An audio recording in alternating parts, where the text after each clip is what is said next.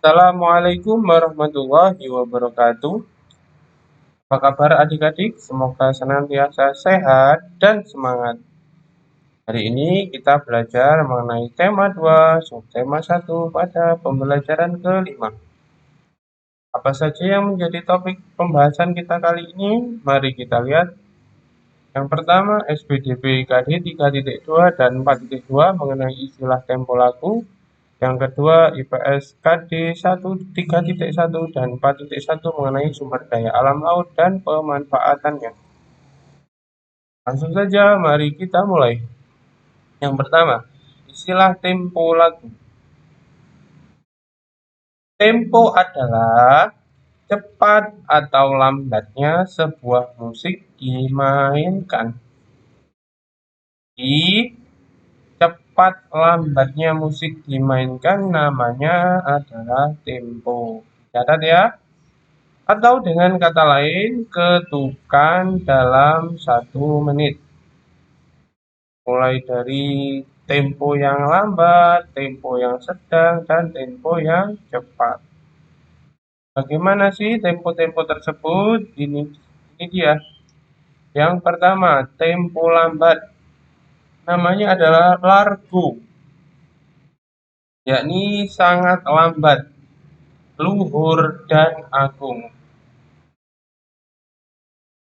Kira-kira sekitar 44 sampai 48 ketukan per menit. Tempo ini juga mewakili atas suasana lagu itu sendiri ya. Jadi kalau suasana lagu itu sedih, temponya lambat ya. Sedangkan kalau bersemangat itu temponya cepat. Itu ya. Terus yang kedua ada Gio, sangat lambat dengan penuh perasaan, sekitar 54 sampai 58 ketukan per menit. Terus Grief, yakni sangat lambat dan sedih, sekitar 40 sampai 40 ketukan per menit. Terus Lento, sangat lambat melandai, sekitar 50 sampai 50 ketukan per menit. Contohnya ketukan itu gini. Kalau yang kemarin itu lagu, coba lagu apa ya? Padamu negeri, itu ketukannya. Padamu negeri, itu namanya ketukan ya.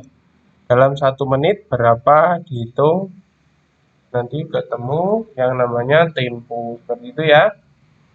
Terus menginjak ke tempo yang sedang, ada andante. Tempo yang sedang, kecepatan seperti orang berjalan, sekitar 69 sampai 76 ketukan per menit. Terus ada andantino, lebih lambat dari andante, sekitar 76 sampai 84 ketukan per menit. Moderato, yakni sedang, 92 sampai 104 ketukan per menit. Allegro moderato, lebih cepat sedikit ya dari moderato tadi, sekitar 104, lebih sedikit saja. Terus tanda tempo cepat. Ini ada allegro, ini sekitar 126 sampai 138 ketukan per menit. Allegretto agak cepat, 104 sampai 112 ketukan per menit. Presto cepat sekali, tergesa-gesa, sekitar 176 sampai 192 ketukan per menit. Terus vivace atau vivace tulisannya ya, cepat, tangkas, jadi 152 100 sampai 168 ketukan per menit. Ya, jenis-jenis tempo. Terus apa saja contoh dari lagu yang memiliki tempo-tempo tersebut? Ini ada yang lambat. Contohnya Burung Kakak Tua, Mengheningkan Cipta, Syukur, Bagimu Negeri, Satu Nusa Satu Bangsa, Rayuan Pulau Kelapa. Jadi di sini contohnya ya, Burung Kakak Tua, itu kan lambat ya. Terus Mengheningkan Cipta, Mana namanya? Ya, syukur aja. Dari yakinku teguh. Itu kan ketukannya lambat ya. Itu namanya tempo yang lambat. Terus kalau tempo sedang, ada beberapa contoh ini ya. Desaku yang ku cinta. Kebahagiaan hatiku. Kayak orang jalan kan ya. Itu sedang. Terus itu ya bisa kamu coba sendiri. Ada bermain layang-layang, menanam jagung. Aku anak Indonesia. Terus ada yang cepat. Ini biasanya mencerminkan mengobarkan semangat ya. Hari Merdeka, berkibarlah benderaku, halo halo Bandung, Garuda Pancasila, kan cepat itu. Garuda Pancasila, ketukannya gini. Garuda Pancasila, gitu. Jadi itu yang namanya tempo cepat. Tempo itu berdasarkan suasana yang ada dalam lagu ya. Terus ini contoh gimana sih letak tempo itu kalau ada ini partitur itu ya. Nih di sini ya. Ya itu namanya tempo. Brief tadi apa? Sangat lambat atau sedih, yakni 40 sampai 44 ketukan per menit. Padamu kami berjanji. Ini kalau ada ketukan. Padamu kami berjanji. Seperti itu ya. Bukannya temponya seperti itu sangat lambat dan seakan-akan sedih ya.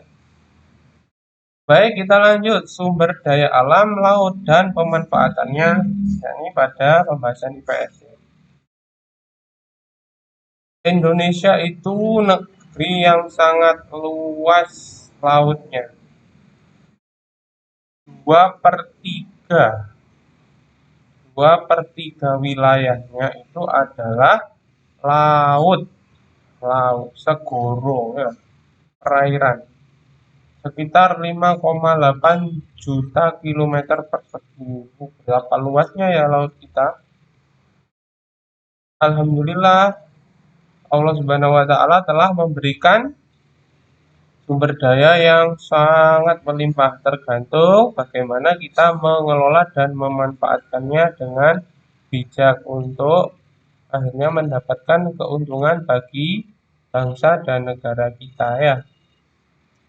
Terus apa saja yang bisa menjadi potensi di lautan Indonesia? Sebenarnya di dalam laut itu mengandung potensi sumber daya laut berupa ikan, bahan tambang, hutan mangrove, terumbu karang, dan lain-lain. Di sini ada beberapa pemanfaatan dari sumber daya yang berupa laut, yakni perairan kita ya. Antara lain, ini dia, perikanan, ada penangkapan, dan juga budidaya ya. Nih, penangkapan ikan meliputi penangkapan ikan, udang, kerang, dan hewan laut lain. Juga dibudidayakan, yakni budidaya ikan, udang, lobster, seperti itu ya. Kalau penangkapan itu langsung mengambil di laut dengan cara memancing atau menjala atau menjaring, seperti itu ya. Kalau membudidayakan itu mengambil bibitnya atau mengambil induknya untuk diambil anaknya itu ya yang kecil-kecil terus dibudidayakan, yakni dibesarkan.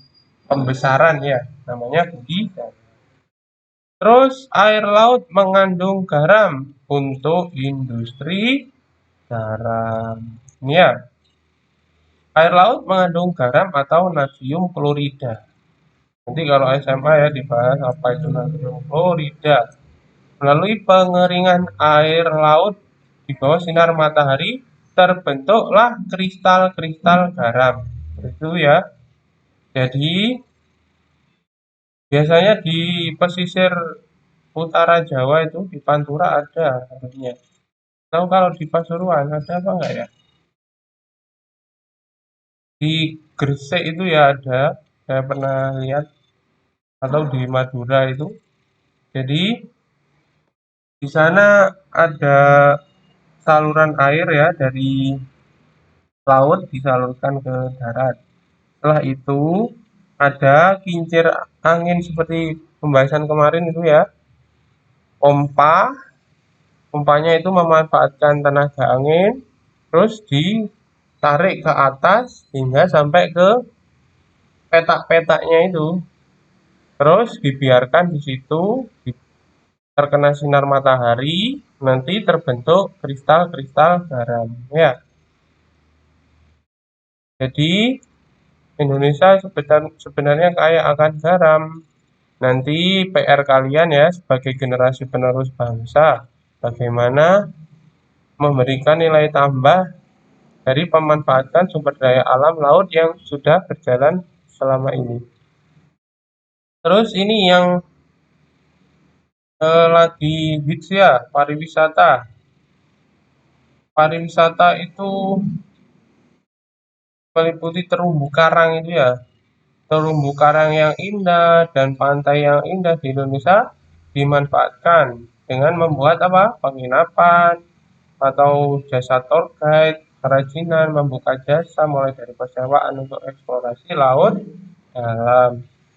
Ini pokoknya kalau kawasan wisata itu pasti ekonominya otomatis tumbuh ya.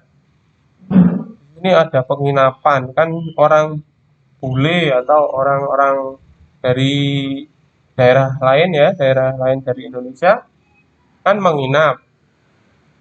Terus kan bajunya dia pakai selama sehari itu kan kotor. Nah, dia bingung cuci di mana. Terus ada jasa laundry seperti itu ya. Selain itu juga ada ini ya, eh, beberapa kerajinan-kerajinan yang menjadi ciri khas dari tempat pariwisata tersebut. Indonesia itu terkenal ya di seluruh dunia mempunyai surga bawah laut yang sangat indah. Kita harus menjaga dengan cara tidak membuang sampah sembarangan, karena itu nanti akan bermuara ke laut ya. Laut menjadi kotor, terus terumbu karangnya mati, nggak indah lagi sudah, banyak sampahnya ya. Selain itu ada rumput laut. Rumput laut itu adalah komoditas ekspor ya, diminati oleh pasar luar negeri.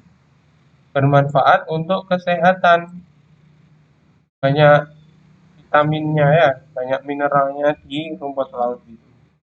Indonesia memproduksi lebih dari 75% rumput laut tropis global.